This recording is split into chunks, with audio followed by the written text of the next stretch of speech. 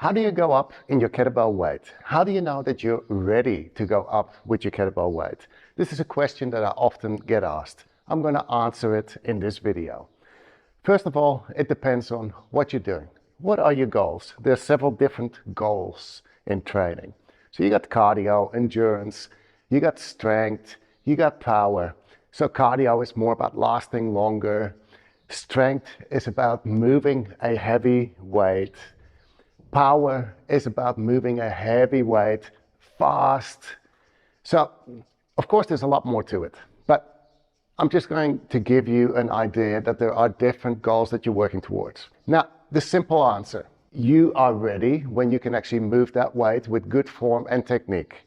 So that is the simple answer. If you can move that weight with whatever you're doing, because that's another variable, the exercise. There's different exercises, swings, squats, presses, rows, snatches, and so on.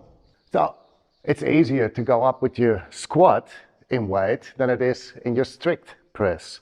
But your clean is the limiting factor.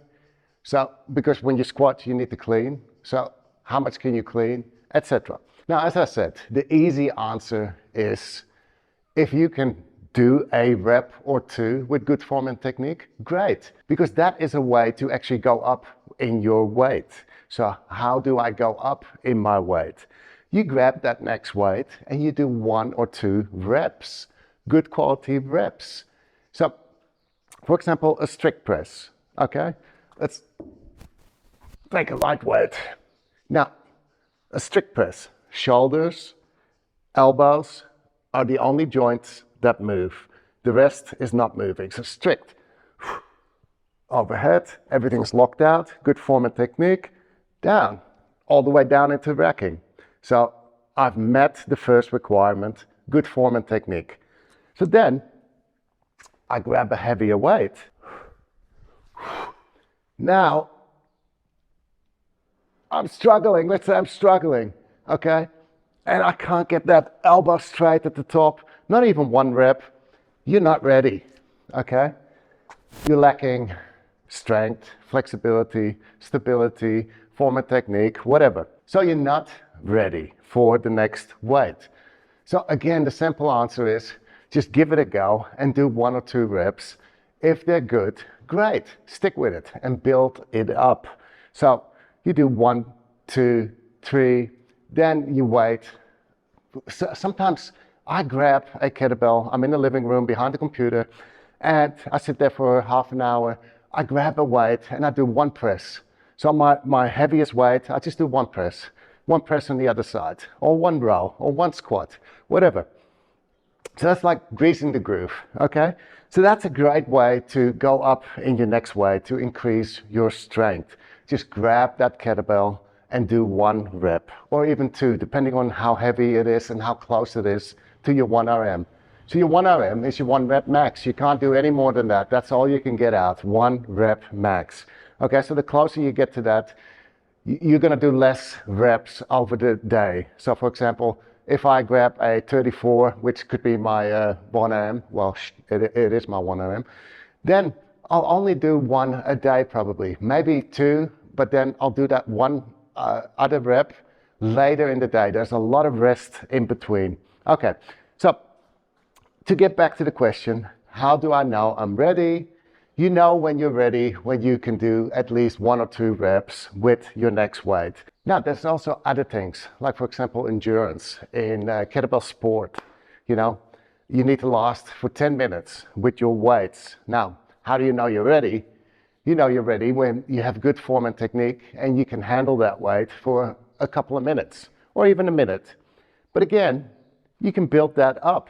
So you're not ready to compete with that next weight, but you are ready to start using that next weight because you can do 1 minute with good form and technique.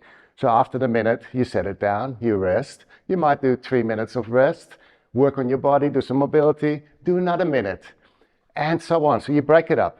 And then over time, you work towards doing 1.5 minutes per set, 2 minutes per set, and you start reducing the rest. Okay, so that is a different way of programming with different goals and going to your next weight for that 10 minutes to last.